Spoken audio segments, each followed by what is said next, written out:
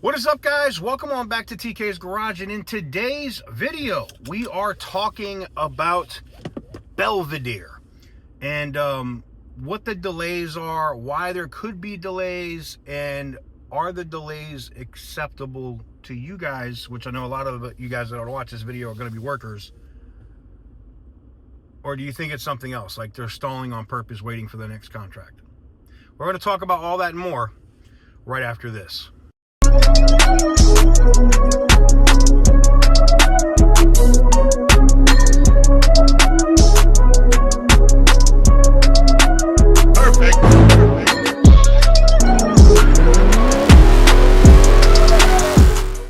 So welcome on back to TK's Garage.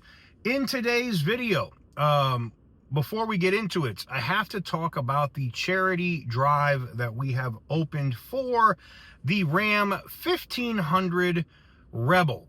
Now, if you haven't seen that video, it is now up on the channel. I'll probably even put an image of it or something up here.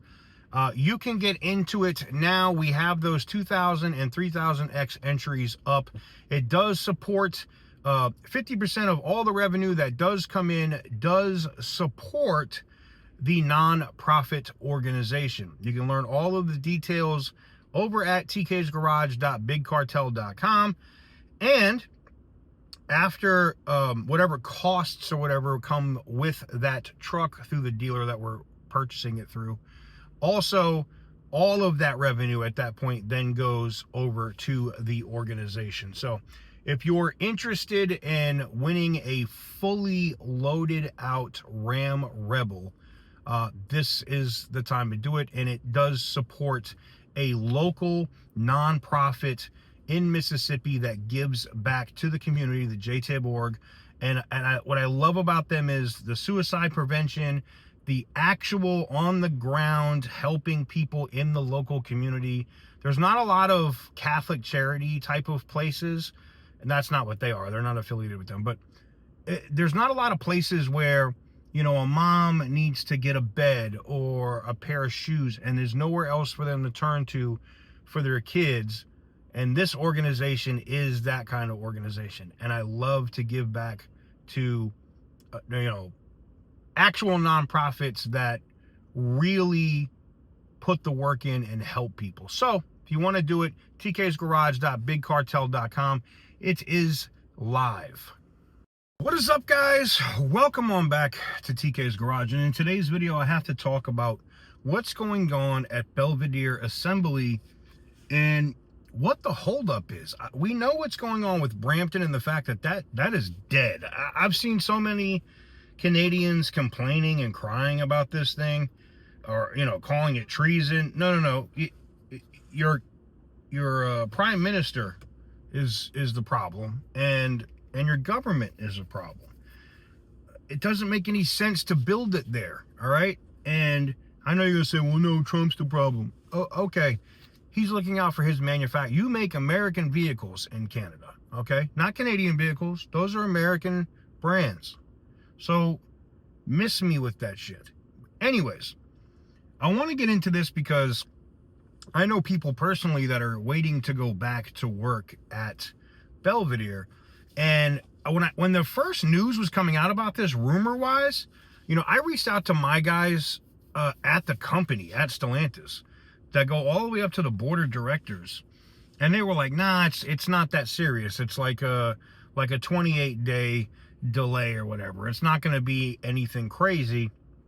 And now we're finding out that the Compass might not start coming off the line in Belvedere till 2028, meaning that's a 2029 model year.